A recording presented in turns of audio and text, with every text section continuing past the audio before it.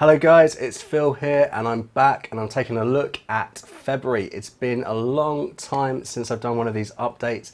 To be honest, I've been putting it off because February was not a great month for all the sites. So stick around, we'll be looking at 3 different sites that I've built with the Project 24 method, and we'll be looking at the traffic, we'll be looking at the income, and we'll be analysing all of those figures together. So let's get to it. So as some of my regular viewers know, I haven't actually posted a video for quite a while, and I was really touched actually because a lot of you reached out and asked how I was and everything like that. So it was very supportive, but there were also other ways that people were being supportive. I got this message from Sahil, so just because I love you, man, I'm not even going to read your comment. If you are interested in finding out why exactly I wasn't posting for so long, I will talk about that at the very end of the video, so you can jump ahead there or stick around until we get to that part. Someone selling random services on the street here. Okay, let's jump in and look at Site 1 and how it was looking at the end of February. So Site 1 has got about 132 posts, and that's split between 101 response posts, 21 staple posts, and 12 pillar posts. And based on the writing time that Project 24 recommends, that would have taken me about 382 hours. I've only outsourced about 24 articles and it's cost me about $600. At the moment, I'm writing everything on this site again. YouTube, let's not talk about YouTube. If you've been watching for a while, you know that I haven't touched this in a long time. It's always on my to-do list, but it never gets done. And this is a site, as all of these 3 sites are, they're monetized with Amazon mainly and Ezoic ads. So let's talk about Site 1 and the Google Analytics figures for February. So I'm sorry, Sahil, I'm going to have to read some of this, otherwise it won't make sense. So as you can see, this is the split of all traffic and organic traffic, and the total amount of page views were just shy of 16,500, and I'm getting sort of a large percentage of that is organic, as it always is. It's just the way that we build the sites following the Project 24 method. And the only other significant things to point out is that we've got, you know, a good 5 to 6 minute time on page on average, but the bounce rate is 91%. It's always been high on these sites. I'm not sure if that's a good or bad thing. I don't think it's something to worry about. I think it's just the way that I write the articles. People get the answer and they don't necessarily stick around for anything else. I may be able to improve that with interlinking, and I might do a video about this because I have been trying the tool Link Whisper, and I kind of wanted to do a test to see if it makes any difference at all. So I probably will have a video coming out about that once I've given it a bit of time. But if we compare the figures for February to January, it looks pretty bad. It looks like the traffic's down by about 10%. But I've got to remember, it's not an apples to apples kind of thing, because there's 3 days missing from February compared to January. And but overall, yeah, I think the traffic was down for this particular site in February, but it has come back up since then. And for those of you who are interested in the Google Search Console data here, you can see that this site got 12, nearly 13,000 clicks and just shy of 350,000 impressions. The click-through rate's still pretty low, I think. It's not perfect, and the average position is sort of around 20, but I have put a couple of articles on recently, but for the most part, these are fairly aged articles. And for Site 1, you can see here in the Google Search Console a comparison between February and January, and yeah, things are just looking a little bit worse than they were in January overall. Definitely in terms of impressions and clicks. So Site 2 is very much kind of a test, because I haven't really been actively adding to this at all in the last more than 6 months really. But this was a site that I started in October 2019. It's only got the 34 posts on it. It hasn't changed much, but I keep it just because, yeah, it's interesting to know what happens if you don't actually work on a blog. So this brings us to Site 2 for the Google Analytics, and as I said before, I haven't touched this site in many months, but it still gets traffic, a little bit of traffic, but I think there's a lot of potential here. So as you can see, in February, it got 1,500 odd clicks, page views, I should say. It gets a lot of time on page, over 6 minutes, but the bounce rate is pretty high. Now, I don't know that's because most of my posts are not really ranking. This is really largely on 1 or 2 posts that bring in most of the traffic. But it's crazy that if you just built a small site, it can bring in a little bit of traffic. It's definitely something I should build on. And in terms of a comparison with the previous month of January, again, this has got a bit of a hit. It's saying that I got about 6% less page views. But again, is that because of, you can see on the far right there far right, you can see on the right of the picture there for January, it had a bit of a spike at the end. And it's the same for the first website as well. So I wonder if that's just kind of getting the figures off a little bit there. And again, for those of you that like the Google Search Console data as well, you can see, yeah, the clicks are pretty much the same as the page views. It's getting about 18,000 impressions, but the click-through rate is always much better. It's been consistently better than Site 1, Site 3, but the average position is a little bit worse than Site 1. It's really windy here and I can't seem to stop the wind howling, so I'm going to try and talk between wind gusts. So if we look at Site 2 and how it compares on Google Search Console from January to February, definitely in January we had more clicks, higher CTR, and the average position was lower, but the impressions were lower than they were in February, so that's kind of interesting. Site 3, this is a site that I started back in October 2019. I outsourced everything on this, apart from sort of the last handful of articles. It's now got 74 articles on it, split 32 response posts, staple posts 28, pillar posts 14, and that's a combined writing time of about 288 hours. It's a rough guesstimation of how long it takes to produce that content, because I don't really count in sort of the images and all that kind of thing, so give or take a couple of hours for each an article here and there. So based on my numbers, this has cost me just over £3,000 to produce. But now I'm writing very much on my own. I'm trying to do all the writing myself just until I build up a bit more sort of regular income so I can start outsourcing again. So if we look at Site 3 now, this is by far the best performing site that I've got. It has been for a long time. And in February, it got just shy of 25,000 page views. It's got a similar time on page to the other 2 sites. The bounce rate is a little bit higher than Site 1, but a little bit lower than Site 2.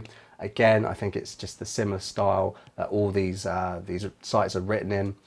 Very informative. The answers are very early in the post. I think that might explain people finding the answer, but staying on the page for a long time and then kind of going away. So this is the only site between January and February that actually saw an increase in traffic.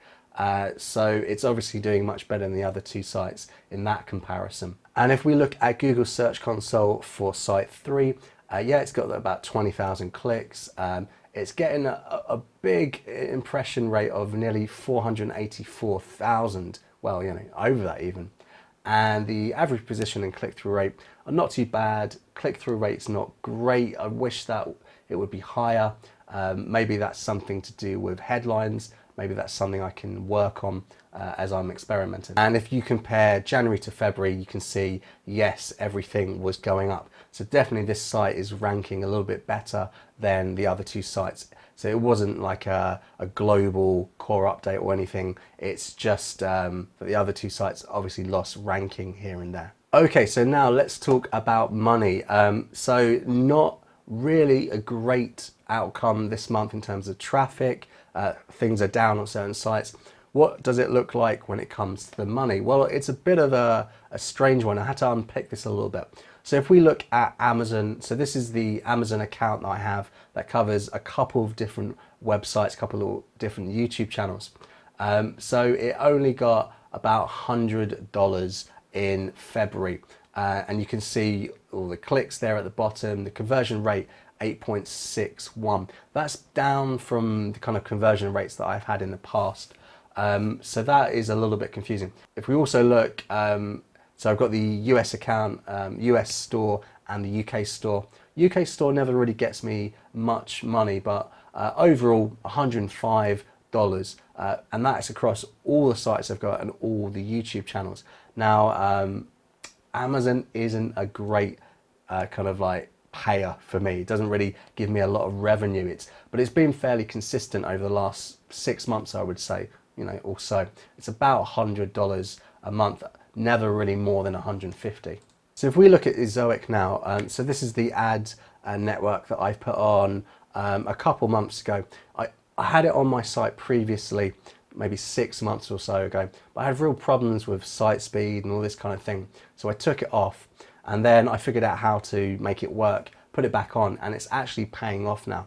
So really, if you're sort of on the fence about Ezoic, you've had some problem in the past, I can really recommend, if you're on Project 24, search the community for anything that Josh Coop has done. And if you're not in Project 24, then I will put a little link to one of Josh's many websites where he helps people. He's got some really good videos. If you go through them, he kind of explains exactly what to do. So I followed his advice recently, and it has kind of increased my revenue. So if you're kind of thinking at this point, what is Project 24? What is Phil talking about? So Project 24 is connected to Income School. So this is a pair or a company now, really. So Jim Harmer, Ricky Kessler, they've built a little team around them. And they basically have a course that takes you through how to do all of this, build blogs, build YouTube channels. And if you follow it, it is quite useful, but it takes a lot of hard work. So the interesting thing here is that the price of this course is set to go up. Now, I think it's just the renewal price, but if you were to kind of lock in that price now, the renewals, they will stay the same price. Now, you might be thinking, well, why do you have to renew, you know, a course? Isn't that kind of a bit of a scam? No, because this is going to be my 3rd year that I've renewed it, and I find it incredibly useful. It's a source of support, it's a source of information, and they keep updating their courses. So coming up in a couple of days, they're going to totally update the way that they teach blogging, how to find the right search terms and everything.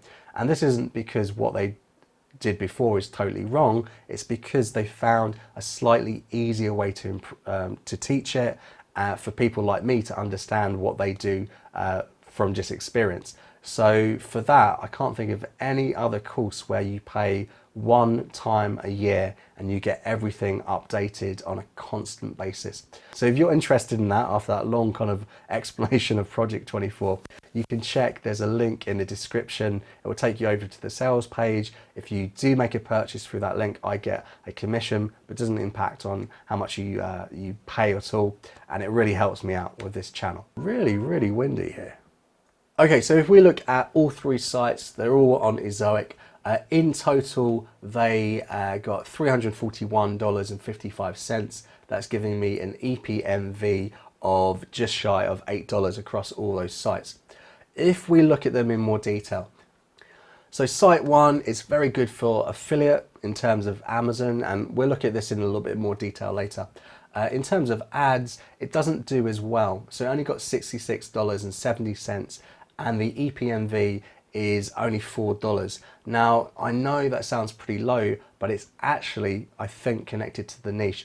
It is one of those niches that perhaps most ad providers, sort of companies, let's say, who maybe are family friendly, they may not want to be associated with this particular site. That's something I'm only really realizing now.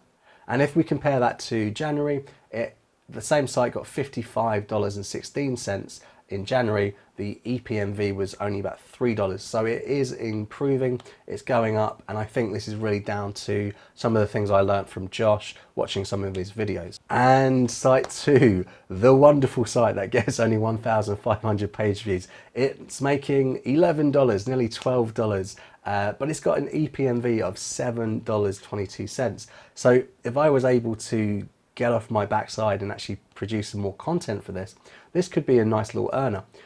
So if you're watching for the first time, I've told everyone else, this is a site that's in the wedding niche. So it's worth big bucks, but it's just not really something that I'm particularly interested in. I started the site when I did get married, and because of COVID, we had a massive disaster, had to cancel the actual official wedding ceremony, and it kind of put a bit of a damper on this site for me.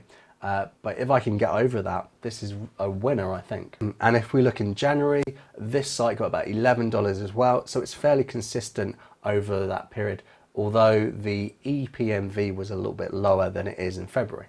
So if we turn to site 3, this is terrible for affiliate commissions and all that sort of thing, but it does quite well on ads. So in February, it made $262.93. It's got an EPMV of just over $10, which is the highest of all my 3 sites at the moment. And if we look in January, it made $152.30. So that is up significantly in the last month, or comparing those 2 months, we should say.